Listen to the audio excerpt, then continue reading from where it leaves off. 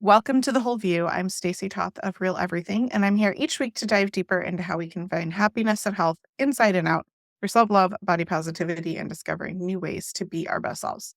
Before we get started, a reminder that this podcast is for general educational purposes and is not intended to diagnose, advise, or treat any physical or mental illness. And while Hannah is a certified holistic health coach, she's not a doctor. She's not your doctor, so we always recommend that you see a licensed health professional accordingly. I am excited to welcome you, Hannah, to the show. Welcome to The Whole View. Thanks so much for having me. I always do a little internet stalking before people come on. And I want listeners to know that part of what we're going to be talking about is part of the conversation we just had before the show started recording, this flux point of, I just feel like there's this weird spot in the health and wellness community where it's like all or nothing, instead of people being aware of we can make iterative improvements and being aware and learn from what our body is telling us, but not needing to go so far over the edge that it can actually harm our health. And Hannah is both personally experienced as well as an expert in that. And so I'm excited to introduce you to her listeners. Hannah Aylward is a certified holistic health coach, gut health specialist, and founder of FUN, a functional nutrition practice taking a root cause approach to repairing the gut for real, which I think is funny. Oftentimes we hear about healing the gut and there's no science or tests involved or anything like that. So we're going to talk a little bit about that. Hannah helps women say goodbye to nonstop bloating, food sensitivities, and low energy when nothing has worked by repairing the gut at the root cause level. After struggling with her own chronic digestive issues for years, Hannah drove headfirst into the latest in gut health research, seeking answers to her bloating, food sensitivities, and pain. And with her science-backed formula, Hannah has overcome her own digestive issues and helped hundreds of other women around the world do the same. Today, Hannah leads her all-women team. I love that there's a lot of femme focus in the work that you do, but all people are welcome here. We have 6 male listeners. Don't tune out today. But all women team of functional practitioners to help clients transform their gut health and overcome their never-ending digestive issues. Han works with and is referred by doctors across the US. And because of those results, such as getting off of thyroid medication, antidepressants, reversing lifelong food sensitivities, healing leaky gut and brain fog, and more, we can learn from you today. So, Hannah, thank you so much for being here. Can you tell us maybe something personal about yourself or anything I missed in my internet stalking bio? But I always love to know, like, what is some hobby you have or quirk about yourself that we might not otherwise know? Oh my gosh, I love this question. No one asked this. I love to sing. I love R&B music, which maybe people wouldn't expect, but like I'm pretty much never not dancing and singing to R&B music. Well, it's a fun one. I love me a good like 90s R&B song list. It's like there's nothing else to cure your woes. Like a good if you're an elder millennial like I am at least. I love it. Yeah, it's just like it. Yeah, exactly. It always really hits. It can shift the mood. Can you tell listeners a little bit about your personal story, what brought you to where you are today? Absolutely. Yeah. So I always say that this work was built from my own need and struggle. And I think that's why a lot of more like functional health practitioners get into the work that they do is because they struggled with their own health issues. And I fall into that category. For years and years, I tried to fix my body. I didn't really like my body. I was very mean to myself. And that kind of looked like a lot of under eating, more so orthorexia tendencies, over exercising, couple that with like childhood trauma, antibiotic use because no one really knew what that was doing long term. And my gut issues just got worse and worse. And it was one day I woke up and I felt like I couldn't digest any foods anymore. I was eating healthy foods. I was like cooking everything at home. I tried eating all whole foods, all organic, raw, you name it. Like I tried it. I did everything. If you could name a diet, I probably dabbled in it.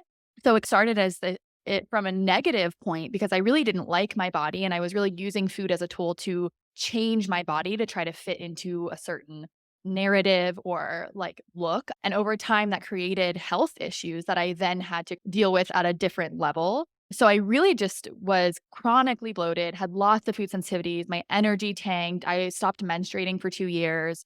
I was like developing anxiety, insomnia. Things got pretty bad. And that's when I really started to dive deeper into gut health research and also work on my nervous system and how I was talking to myself. It was a nice combination of all of those things that kind of helped me get to where I am today. And that's what we help clients with is really uncovering deeper root causes of gut health issues and help them support their body's underlying physiology, not from a restrictive standpoint, but more so from like a your health is really important and you deserve to feel really good standpoint. And we can help people really overcome some of these chronic digestive issues after they've been told, like, everything looks normal, or you just have IBS, or we don't really know. And that was my story too. And once I started coaching clients, I was realizing that I was hearing the same story from everyone. Every woman was coming to me and she was going, "My doctor said everything looked normal. He told me to just relax. He told me I'm just too stressed. It's my anxiety."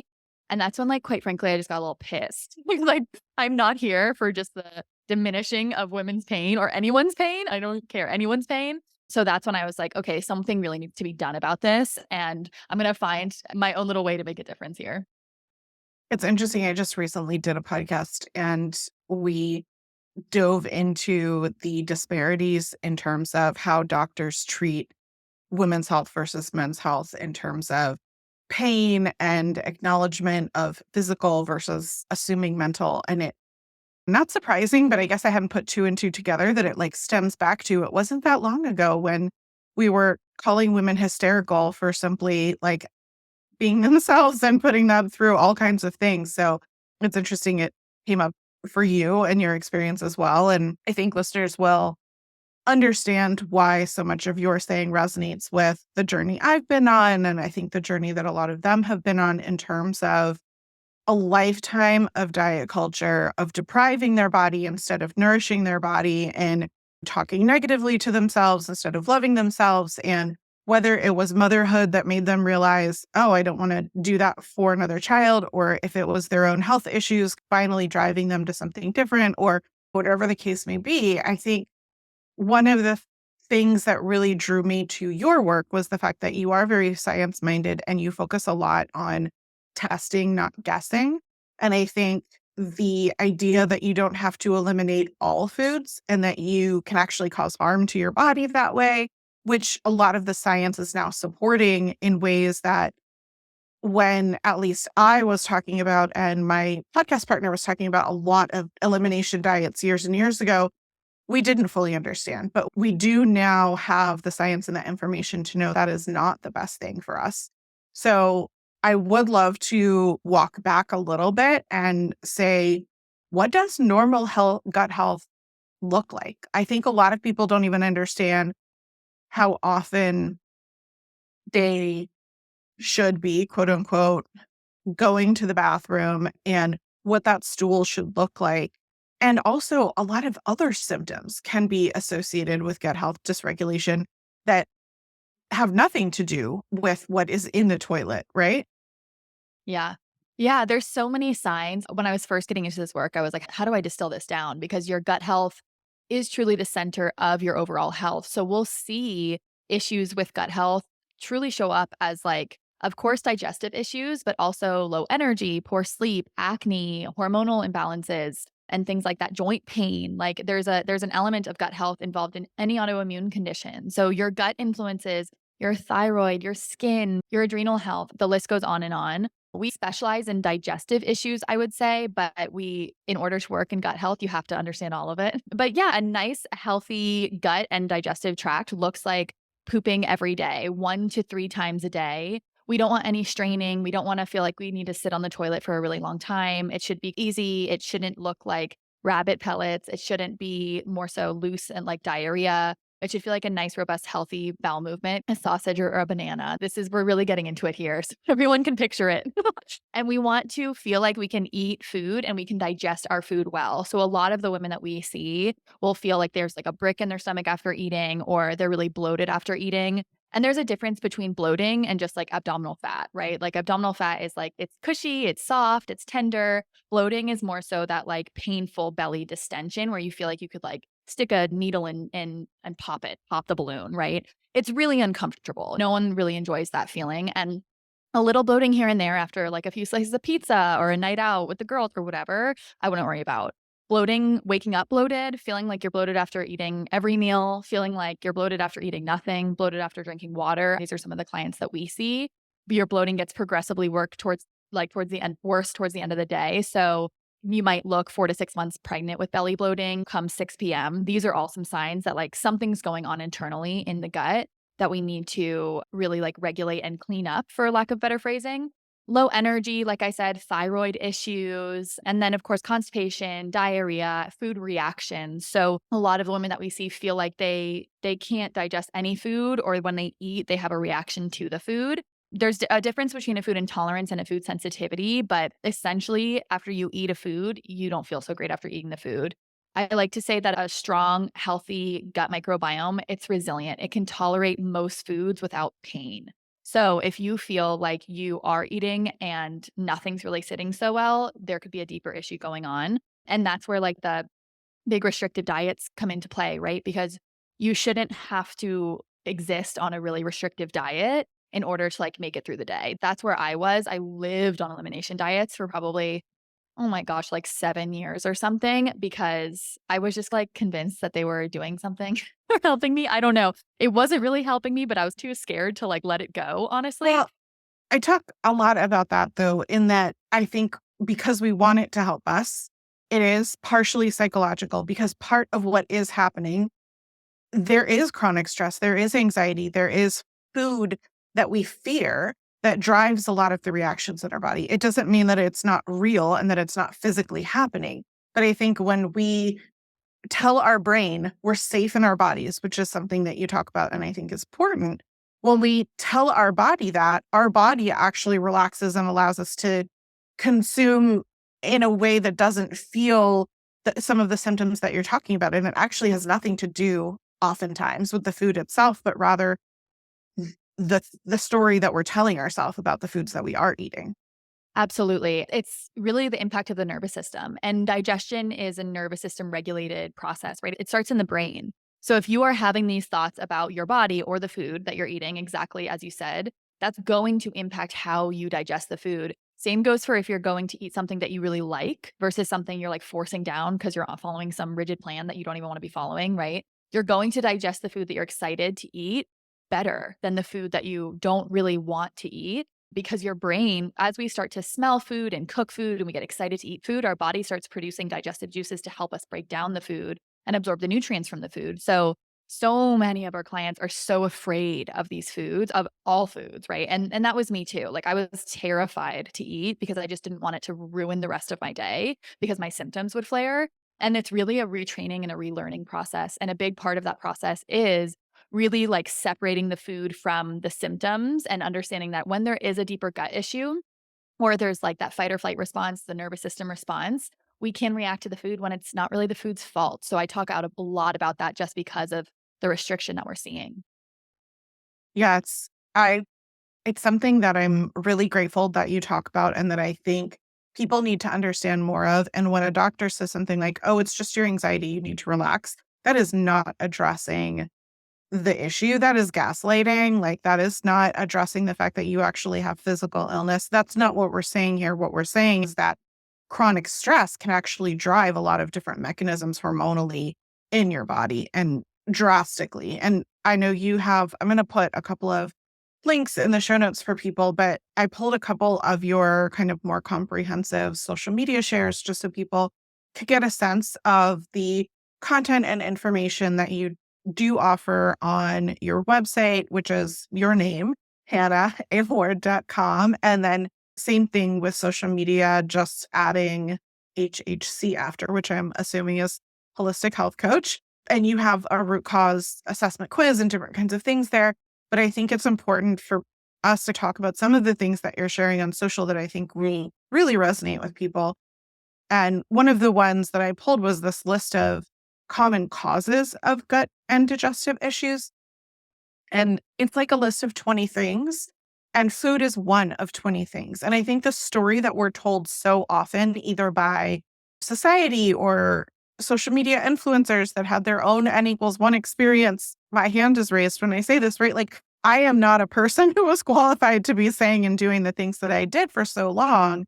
And at the same time, I look at this list and I'm like, there are so many things on this list that were a problem for me in terms of chronic stress, always being on, not prioritizing my own rest or experiencing joy. I definitely had childhood trauma. We've talked about ACE traumas on the show before and how that's really hard to then intuitively eat or do a bunch of things when you have that, right? Like, there's this long list of things. And for me, where you have a lot of antibiotics, I had a lot of NSAIDs and Tylenol as a really young child because I had super high fevers. There's, I don't know, something going on with my immune system, I guess, when I was like a toddler and I would get like 106 fevers. They'd have to take me to the hospital. And so from a very young age, I know my gut was affected by some of the medication that I was being given. And only now do we fully understand what those medications are doing to little bodies.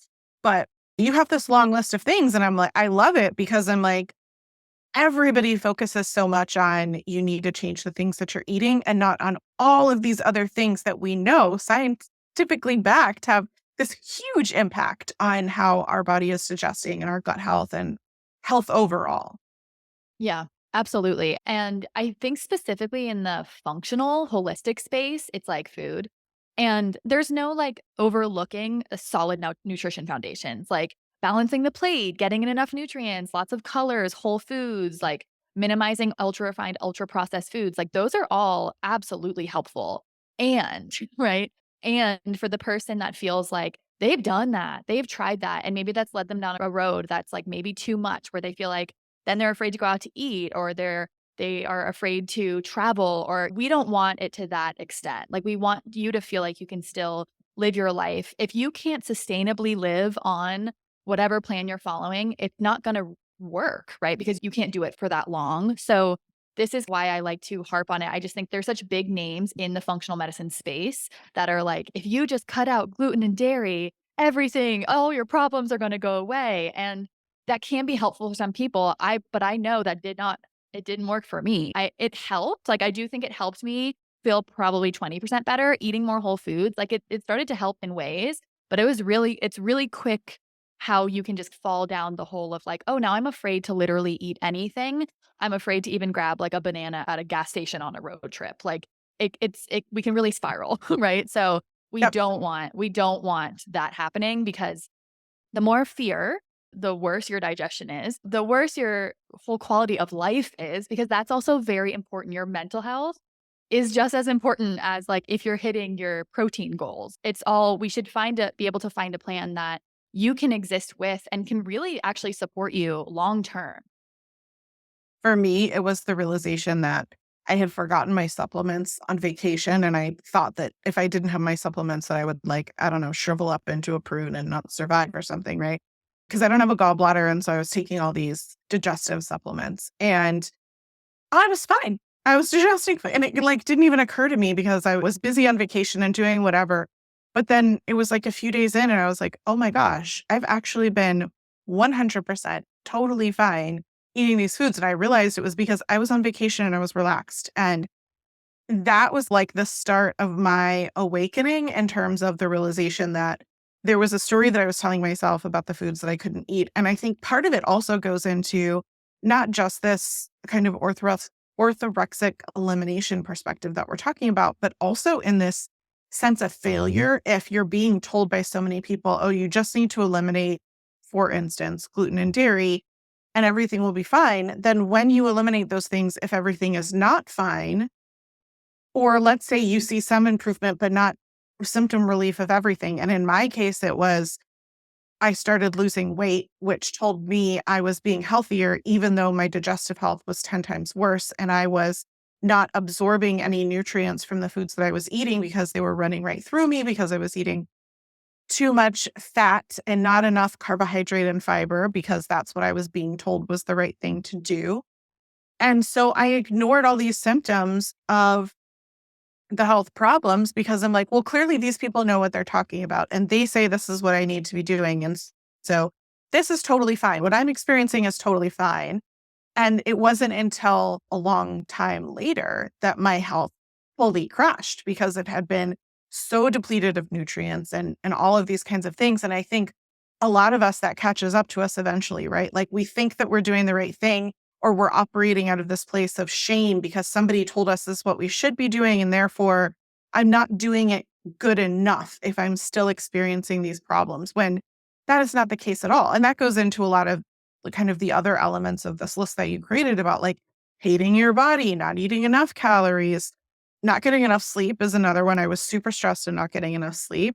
Nutrient deficiencies is something that I don't think is talked about enough because so many people are eliminating these foods. Are we looking to make sure that we're getting enough of these foods? Because I know when I eliminated grains entirely, like fiber was out the window for me. There was not nearly enough fiber in my diet. Even though I was eating a lot of vegetables, it was not enough for me because my food wasn't staying in my digestive tract. Yeah. Oh my gosh. My body's having like a visceral response. He's saying all of this. I'm like nodding, nodding, nodding. Because this was me, right? It was just like years of Sad how many people it is. yes. Yeah. Yes. Years of I say this is gonna sound intense, but like kind of self-hatred, like really wanting to just like change myself. And I have to be really careful. I am definitely like, if for anyone that's familiar, I'm like Capricorn and I am like type A and I'm a middle child. If anyone's gonna do it right and work hard, it's gonna be me. So I have to be really careful to so for me, it's like when I'm hearing that these things are quote unquote good for me, I am going to do them. And if I can't do them perfectly, then I am equating that to being a failure, which is just enforcing my limiting beliefs from childhood. It's a lovely, lovely experience. But it's almost oddly easier to follow someone's like really restrictive guidelines and really learn how to like listen to yourself and trust yourself because that's what part of this work is.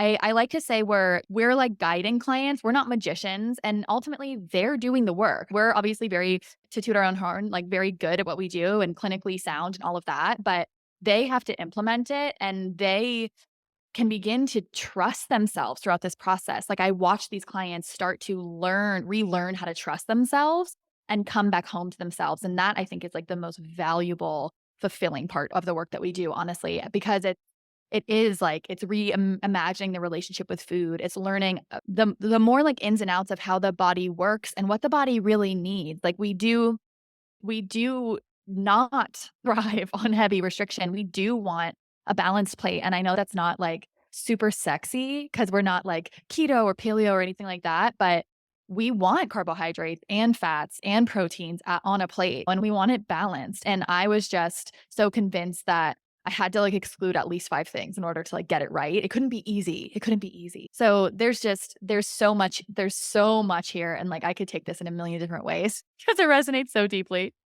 Yeah, I think it does for a lot of people. One of the things that I do want to talk about, though, is that there are outside influences that can affect our health and gut. And I know that is something you guys also specialize in, specifically things like toxins in our water or personal care products, VOCs from cleaning products or different things at our house, as well as infections or potentially parasites or mold. So I'm curious what kind of percentage of people, clients that you're working with, have results when you're looking at tests, when you're looking at symptoms and these kinds of things that are showing outside influence causing some of these problems, and not just like the diet culture food piece, which I think is heavy for a lot of us, but there is this element of toxins that are pervasive in so many of our lives. And I don't think people realize how much. So I'm curious how that comes up for you all and how many people see problems with that. Yeah, I would say when we're looking at deeper underlying root causes, it's usually a combination of things because the body, like your body is so resilient and it's very self-repairing. Your gut lining is always repairing itself. Like your body knows what it's doing. You're breathing without thinking about it. It's working for you. So we usually see it's a combination of things. There are some cases where it's like heavy bout of mold exposure completely changed the person, right? Like, oh my gosh, their liver is a mess now and their gut's a mess now. And that those things can happen along with like food poisoning. Like if someone gets a big bout of food poisoning, that can cause something like SIBO, small intestinal bacterial overgrowth, a parasitic infection. Those things do happen. But usually like the body wants to be strong enough to fight some of these things off. So the work that we do is identifying the underlying root causes, but also enhancing the body's own like detoxification capabilities. So hopefully you can tolerate more. Not that we want to tolerate more toxins, but you're a bit stronger, you're a bit more resilient because we will get some exposure, right? Like there's, I don't know. If you crack the code to get no exposure, let me know. But You it's, can. It's in the water that we drink. It's in the air that we breathe. There's no way to avoid it. Yeah. yeah, exactly. So I really like, it's like stress. Like I talk about stress a lot and it's like we can't get rid of all stress. Most of us, once again, if you crack the code, let me know. But so it's like building resiliency and also minimizing the load, right? So same goes with toxins and things like that. Even when it comes to a parasitic infection, we should want nice, healthy, robust stomach acid to help to protect us along with strong gut immune function to help to protect us from that parasite really like taking up camp and causing health issues. Now we'll have low stomach acid if we've been chronically stressed for years. We'll have low stomach acid if we've been under eating for years. We'll have low gut immune function if our diversity of the food that we're eating with stress, a traumatic event, all of those things. So it's usually like a nice combo of things. And you can just think of like your toxic bucket and it overflowing. It's when we widen the lens and have clients do like a stress timeline, it's like, okay, cool. Let's look back over your whole lifetime, or the last 10 years, and what big stressors have occurred. What have you put your body under? What's your body gone under? And can we now understand why now we're seeing some gut and hormonal issues? Toxic exposure, mold exposure. Oops, we got an infection. Oh my gosh, we lost a loved one. That caused a lot of stress. It's a combination of these things usually. Makes a lot of sense. I'm curious what kind of tests that you use to identify some of these specific things that need unique support, right? Or what I'm calling outside influence, these things that are there mold exposure or parasites or things that need specific protocols that are very different than we need you to relax and love yourself and eat more foods, right? Like what kind of tests are available that you're using to identify the differences here?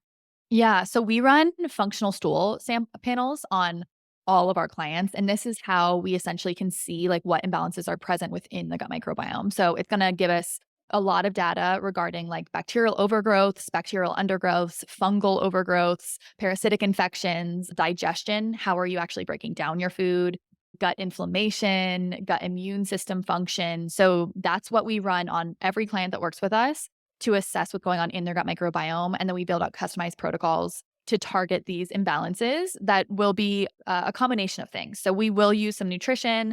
We will have customized supplement protocols. We will have some lifestyle stuff, nervous system stuff, lots of those. We run lots of poop tests, basically. And then we do run mycotoxin panels. So mycotoxins are toxins from mold. So if someone is showing a lot of symptoms of mold toxicity, then we'll tend to run a mycotoxin panel. It's a urine sample. These are pretty simple tests. Like we ship them direct to our clients at home. So that's nice. And that's going to essentially show us like what mycotoxins are present in the urine, which means the body's like excreting them, which means the body has them, right? So those are probably what we run the most of. We do use an HTMA, which is a hair tissue mineral analysis test. It's going to give us good insight into people's mineral levels, essentially like how they're tolerating stress. A lot of people will just be like bottomed out. They'll be very low levels after years of stress, burnout, quote unquote adrenal fatigue, which isn't really like a proper term, but people can understand what that means. Like you're just exhausted. You don't really have the motivation anymore. So that will give us some good insight there. If someone's showing signs of like thyroid issues, we'll do a full thyroid panel. Those are probably what we run the most. And then sometimes some functional hormone testing as well. The cool thing is when we start in the gut, we can usually make progress on our hormonal health, energy, sleep, skin, etc. Can you talk a little bit more about that, whether it's the HPA axis or the gut integration to something like skin? The first time that I heard that what you digest affects your skin, I thought someone had lost their mind. And now it makes so much sense to me. So can you talk a little bit about the mechanism on why addressing the gut has an impact so broad in the body? Yes, there are so many different mechanisms, but the first one that kind of comes to mind is that 70 to 80% of our immune system resides in the gut. So the immune system is essentially there to protect us from all sorts of imbalances, diseases, etc. So on the other side of our gut lining, there's a mucosal layer and there's an epithelial layer, cellular layer. And on the other side of that is the majority of our immune system. So when we end up with something like increased intestinal permeability or leaky gut, which is not like the technical term, we have essentially pathogens like invaders, undigested food particles flowing through that gut lining and triggering that immune system response. And the immune system is going to then alert other parts of the body that something's going on and we need to increase inflammation to ward off this invader, essentially. That's an overgeneralization, but that's basically how it works and how we can see gut issues causing migraines, joint pain, breakouts, different symptoms throughout the body. And then when you think of just like the nutrients that we need to actually allow the body to do what the body needs to do, we're getting these nutrients to support liver detoxification and tissue repair and cellular regeneration, all these things from the foods that we're eating. So if we can't digest these foods and assimilate the nutrients from these foods properly, we're going to run into a whole host of issues, whether that's low energy, hormone stuff, adrenal stuff, hair loss, like breaking fingernails. So those are two of like the main ways and why I think the saying is that the gut is really the center of your health. Because like if you're not absorbing what you need to absorb, your body just doesn't have the raw materials that it needs. And then if we're just triggering that immune system cascade, the inflammation cascade over and over, we're going to run into tons of issues. And you said the majority of the people that you're seeing have already removed, well, like if someone is going to have a food intolerance or a food sensitivity, most of the time that can be alleviated by removing gluten and dairy. And for me, I ended up finding out that I'm celiac. I cannot do gluten at all. It's actually anaphylactic in my family. And I did later on bring back dairy and different kinds of dairy at first. And now I just need to be aware, like I think we all do, on what my body's needs are and how much it will tolerate before it starts telling me, like, hey, I need more of this other thing instead. And I think that's the way that I've started thinking about it to myself instead of saying, like, oh, I can't do a lot of dairy. Instead, I like to think my body needs more fiber than I'm giving it if I'm only eating all the cheese and all the milk and all the things, right? And so that has helped me. But I know that you've said that a lot of the clients who are already coming to you have already eliminated gluten and dairy and yet are still experiencing these problems. And we talked earlier about the fact that the more food you remove, the worse your gut health can be. And I'm wondering if you can explain that a little bit more too. Absolutely. Yeah. So in cases of celiac, definitely, right? We've got to remove it. Autoimmune cases. So if you have been diagnosed with an autoimmune disease, I would recommend taking out gluten overall. There are some conditions where we want to do that, right? Dairy is usually like we can't digest it well enough, and we want to look at why we can't digest it well enough, right? Some people can tolerate more than others, but my point is that I don't want anyone to be terrified to ever like have a charcuterie board ever again in their life. So that's really the point there. And underneath these different food sensitivities and intolerances are it's basically dysfunction within the gut, whether it's we're unable to break down the food efficiently or there's an issue in the gut environment that's causing the reaction to the food. So, for example, a lot of people can't tolerate like FODMAPs, like they'll try a low FODMAP diet. And usually, what FODMAPs are, they're just fermentable carbohydrates. They feed our gut microbes. That's a good thing for most of us, right? We want to get in those good FODMAP foods unless we have an overgrowth. So in those with SIBO, FODMAP foods will really trigger lots of like pain, gas, bloating. But the issue is not the piece of broccoli. Typically, the issue is the bacterial overgrowth that's causing the reaction to the piece of broccoli. So I'm mindful of saying, like, we can get rid of every single food intolerance and sensitivity that you have, because I'm just like not in the business of making these like huge claims, but I see it over and over again that clients can reintroduce more and more food. So we'll have clients come in with eating like literally 5 foods. It can get really bad. That they're safe foods, quote unquote, that they can digest, that like help them get through the day. Everything else triggers a flare up. And by the time we've dug deeper and understood and identified like why they're reacting to these foods, they can then tolerate these foods with no pain. And the gut's like a muscle. So we can rebuild it by strengthening it. And we want to strengthen it by increasing its capacity to digest more, a bigger diversity of these foods. So if you haven't eaten an apple in 10 years, we can slowly start to reintroduce these foods after dealing with these other issues and the reasons why you can't. And then you'll eventually be able to digest these foods better. So, big reasons why we see people reacting to these foods causing the sensitivities are gut dysbiosis, which is just a fancy way of saying like imbalances in your gut bacteria. There's different kind of trends and patterns that we'll see. So you can have like histamine producing bacteria, you can have insufficiency dysbiosis. So you've got not enough of your good gut bugs that can cause symptoms. We've got like dysbiotic opportunistic overgrowth that can cause a lot of reactions. And then there's things like infections, a Helicobacter pylori infection, a parasitic infection. These will cause lots of reactions to foods, feeling like you can't eat any of these foods, feeling like you have to take out a lot of foods. But the issue is not the food itself. The issue is the imbalance in the gut environment. And it gets a bit more like technical, but for people to just understand it, like we've got an imbalance in your gut environment, which is essentially where the food is entering. So it's not always the food, but where the food is entering that's out of whack. And once we can repair that, we can then find that you can tolerate more foods with less pain. It's interesting to consider the where foods are entering, because I know one of the other posts that I pulled was like 6 different things that you can do daily to support healthy digestion, and the first one started with brushing your teeth first thing in the morning before you eat or drink anything, and then you had a list of, like, other things as well. I'm wondering if we can walk through that for people who are feeling like, okay, where do I even start with trying to make improvements on some of the things that they're hearing or identifying with? Yeah, absolutely. Are you going to kick the list off or you want me to run through it? Sure. Well, the first one is brush your teeth first thing in the morning. I guess maybe tell us why some of these things. I'll tell you what your list was, and you tell me why these things are important. How about that? Perfect, because I have endless tips. Yeah, so brushing your teeth first thing in the morning, your oral microbiome is connected to your gut microbiome. So we've got our skin has a microbiome, going back to that gut skin axis. We have a vaginal microbiome, a nasal microbiome, oral microbiome, gut microbiome. So it's just like this collection of microorganisms.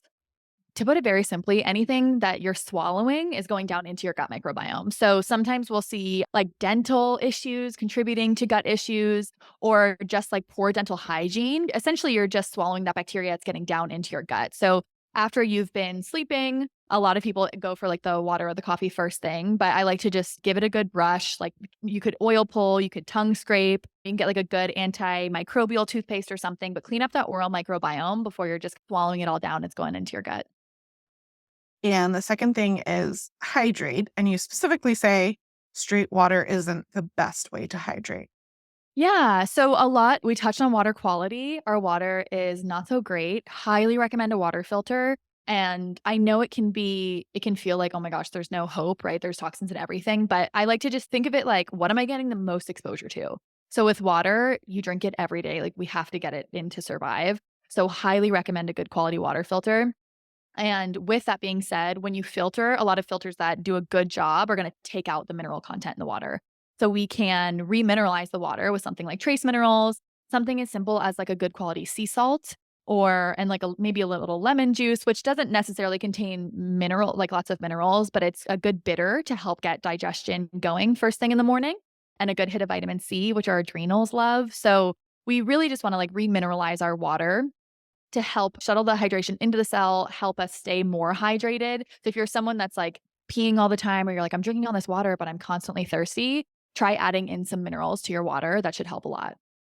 And listeners, if you don't know, trace minerals, you can actually buy like a liquid form of the good stuff that's being taken out of your water after a good filter has removed everything. In order to take out the bad stuff, it has to take out everything. So you can add the good stuff back in, and you can find those really anywhere. They're easy, and you just put a couple of drops in. I personally love to add them to everything just because why not? Good for you, more nutrients all the time.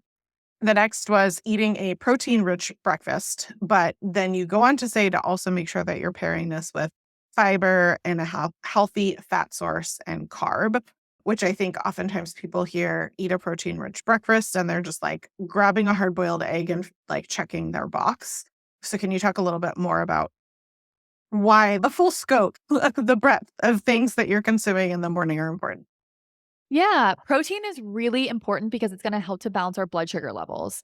Other things that help to balance our blood sugar levels are things like fat and fiber as well. Protein kind of has the biggest impact on our blood sugar levels, and then come fiber and fat, and then carbohydrates our body use for energy, really. So we really want all of these things. Fat is really important for our hormones, it's important for digestion, for glowing skin, and then fiber of course is like helping to feed our good gut microbes and help us stay full longer. So we want you to feel like you can go a few hours after your breakfast. And in order to do that, you got to eat enough. No, one hard boiled egg won't do it. So, because it is good to rest digestion in between meals a little bit, not too long. That can cause issues as well.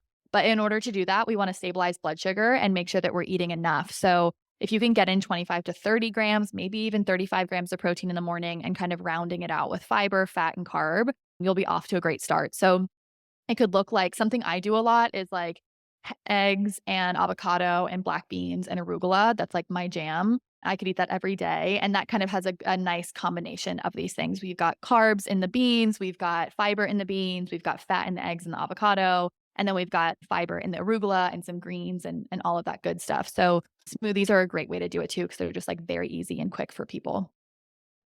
I personally used to call breakfast complete with like a cup of coffee that had heavy cream and collagen. And I'm like, look, there's my fat and there's my protein. And I had terrible cortisol dysregulation.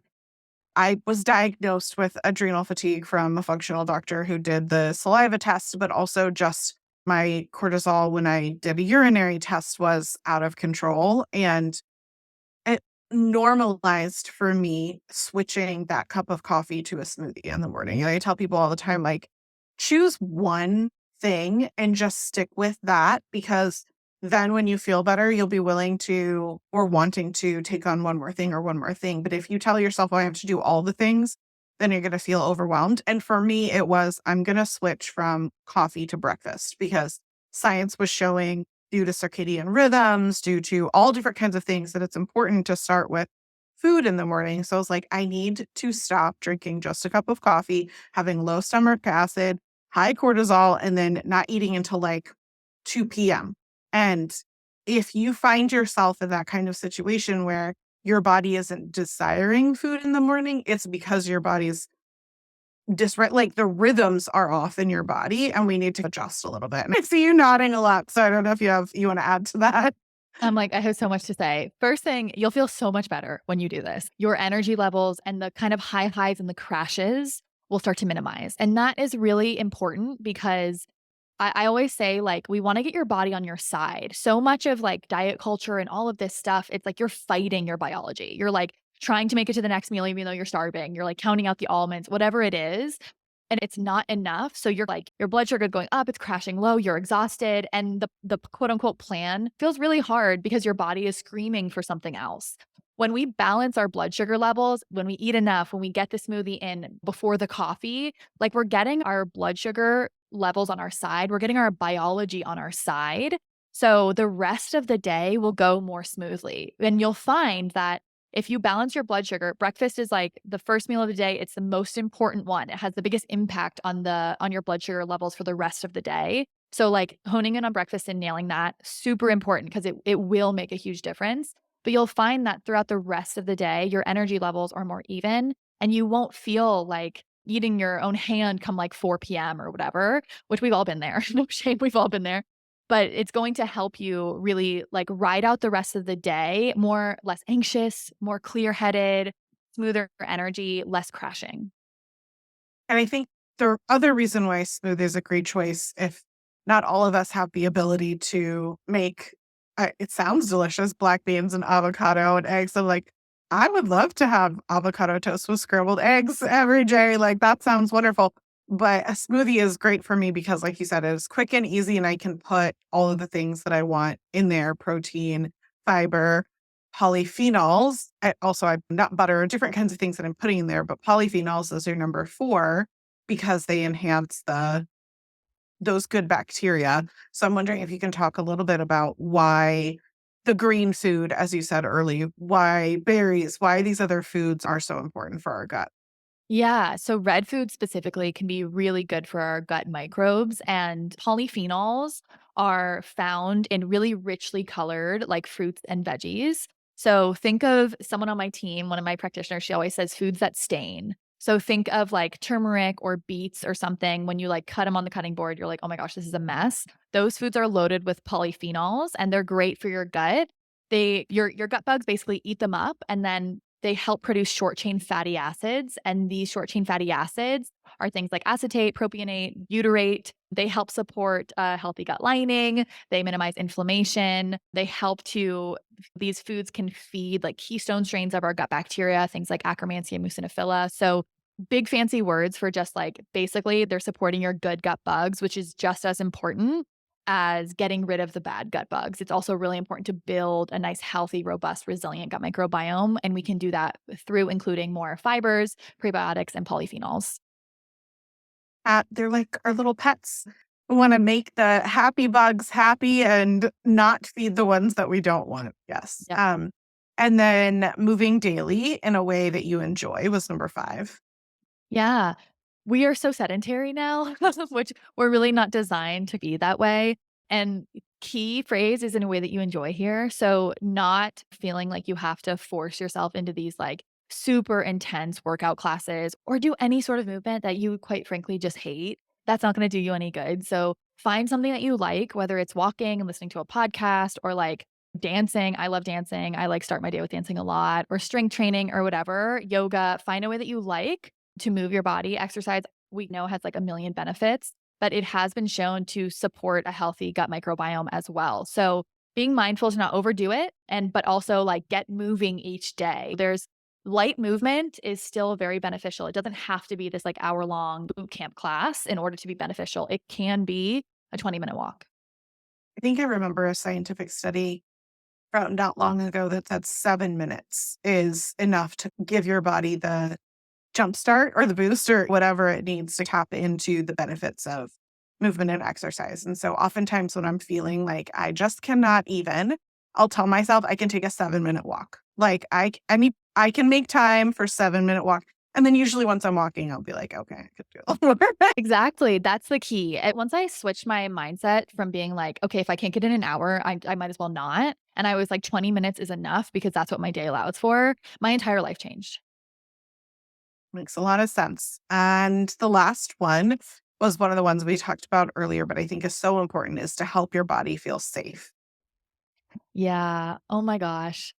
When we really speak to ourselves negatively, don't hit our nutrient needs, undereat, or chronically stressed, not sleeping enough, the body isn't feeling safe. And this is where, like, working with a therapist and working through trauma, we can take this in so many different directions. But for me in my journey, like a big part of it was helping my body feel safe after it didn't my entire childhood.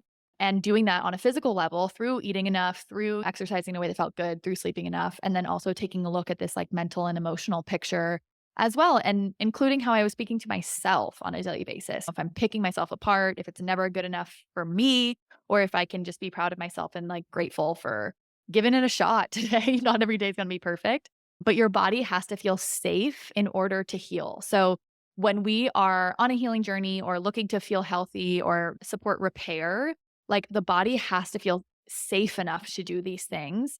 So if we are burning the candle at both ends, or we don't have good boundaries, or we're staying up too late or whatever it might be, we're not supporting that repairing and healing that we want. So this can take many different avenues, I guess. It can take the mental emotional kind of road, or it can take the physical road. It's usually a combination of all these things, but your body wants to feel safe and really has to get better. I know for me, I have to physically, even now, I think it's been years since I've like realized that elimination diets were not serving me. I still now need to sometimes tell myself, like, I am safe and it is okay for me to eat this food. About nightshades. Like, it's not about a standard American diet, ultra processed foods. It's not none of those things. But the thing my mind gets stuck on is that I can't eat this incredibly healthy and beneficial bell pepper. I cannot eat this incredibly powerful antioxidant rich tomato sauce. And you were mentioning earlier, like when people struggle with broccoli or apples, like I think part of us needs to have a little bit of like a pullback with ourselves and be like, okay, this is where I need to help and give assurance to my body that it is safe and that I can do this, unless you have an actual allergy or something like that to the foods. But working with professionals to help you through that, also making sure that your body is safe in other ways, as you mentioned, sleep, getting enough nutrients and also sufficient amount of food, right? So that when we are eating these things, our body is really stable in all the other ways to be able to handle what is essentially trauma that we gave our body. If we told our body that it was broken and that it couldn't do things for so long, that's the belief that we hold in our head. And so it just, for whatever it's worth, it's as someone who knows this very deeply on a logical level, I still have to tell myself that. We had stuffed bell peppers for dinner 2 nights ago, and there was tomato sauce on it and obviously a bell pepper. And I literally was telling myself as I was eating it, like, this is amazingly delicious and it is okay for me to eat. I am going to be okay. I am not going to get sick from this. Like, I had to have that conversation, and that's okay too, that, like, I'm still having that conversation years later. Yeah, absolutely. That's beautiful. I always like to leave listeners with something positive or actionable that they can take to be of service to work on themselves. It doesn't feel like, oh, you just gave me a whole list of all these things to do or all these foods to eat. And where do I even begin? What can I do today that it's not adding stress or overwhelm? What are some of the ideas that you have? Yeah, I'm gonna piggyback off of yours, which is like picking one thing, right? Like swapping the breakfast. It's how you start your day. It's not overwhelming when you just choose to start with one thing. So really aim to like start your day off on the right foot. If you're someone that's just getting started or you need to reset or whatever, I do this with myself, honestly. I'm like, are we doing what I know we should be doing? So everyone's working with it all the time. But start with your breakfast. Like, can we get in a good source of fat, a good source of fiber, a good carbohydrate, and a good amount of protein to help to stabilize your blood sugar levels? Because your blood sugar levels also do play a role in your gut health and motility and things like that, your hormonal health, your energy. It's really game changing. It sounds like simple, and it's wild how much it helps, truly. So I would start there. Like, start by adjusting your breakfast, bringing awareness to your breakfast. And then the second thing I would do is just ask yourself if you have any time in your day for you. And I know that can feel really hard sometimes. And I admittedly do not have children. So I do not know what it's like to be wrangling children all the time. I sometimes can't imagine. I'm like, I'm gonna be calling everyone that has kids on wondering how they're doing it. But ask yourself, even if it's 5 minutes, like, do I have any time in myself that's dedicated for just me to check in? How am I feeling? Have I even taken a deep breath today? Can I read 3 pages of my book that I'm really loving? Can I go for a walk outside? Can I journal for 5 minutes? But just ask yourself, like, do I have any time in my day for me? And if not, can I carve out that time by either setting a boundary or just bringing awareness to it because you're just not really doing it, or putting the phone on do not disturb, or whatever that is? Because that's pretty incredibly helpful as well. Because very often, like, you intuitively know what you need to shift, whether you are like leading in the way that you want to be leading, or what you intuitively need to shift to get you to that next step in your life, whatever that is. So we really want to carve out that time to even listen to ourselves. I love it. Listeners, if you want to learn more, head to hannahaylward.com and we'll put the links in the show notes for you. You can also find Hannah's Instagram from there, as well as the gut health root cause assessment quiz and lots of the other information. I was on there stalking recently. I can tell you there's lots to find. And all of those resources, as well as the social media posts that I references and everything, will be in the show notes for you at realeverything.com. You can also head to patreon.com/the whole view if you'd like to get all of our shows delivered to your inbox ad free, which is also a really great way to support the show that we create and produce ourselves. And of course, if you enjoyed the show, leaving a review and saying so costs you nothing, but makes a huge difference in my ability to continue to do this. And of course, don't forget to follow or subscribe in whatever podcast app you're using. Hannah, is there anything else you wanted to share with our listeners before we bid everyone adieu? The one thing I would say is It's not all in your head. If you feel like something's really wrong, even if you've been told everything looks normal, keep digging and you're not broken. You're not broken. That was a big belief that I had. It's a big belief that a lot of our clients have. You just haven't gotten the right help yet, truly. So your body is trying to heal, it's trying to feel better, and it's giving you kind of these signs and symptoms as a way of trying to communicate with you. Of course, we can't control it all, but just know that like don't lose hope. There's so much that can be done to get you feeling better. I'm really glad that you said that because one of the things that I had on our planned discussion list we ran out of time for is we're coming from two different perspectives in your undernourishment and those kinds of things and what your body was feeling. And in mine, as having been through diet culture and being on that yo and disordered eating, orthorexia, all those things, like there's a lot in common, but my body looks very different. And the messaging that I got from doctors was horrifying in terms of like, well, I can't even help you with anything until you lose weight. And there are people online who are like, I went in with a broken bone and my doctor told me to lose weight. And so this idea of whatever body you're living in, whatever experience you've had, you are worthy of care, of getting someone who will listen to you as you tell them what your body is sharing. And there are people out there who are going to help you regardless of what your body looks like or what you've experienced in the past. Even if you show up and you haven't been at a good place with your body and you haven't been loving and doing all the things and nourishing and, all these, that's okay. Like it's no matter where you're coming from in this journey, you are deserving of care. So I appreciate that even though we're very different in our experiences, but there's overlap in a lot of what we did go through, right? Like we both still have had this experience of being basically disregarded and how we're being spoken to is different is I guess what we're saying. And listeners, I love that Hannah reminded you that you're worthy of that care. Yeah. Beautiful. I totally agree. Listeners, as always, we appreciate your willingness to be open to growth through your own personal changes because no one is perfect, but in listening, learning, and unlearning, we can choose to become better versions of ourselves for ourselves. Thank you for listening, and we'll be back again next week.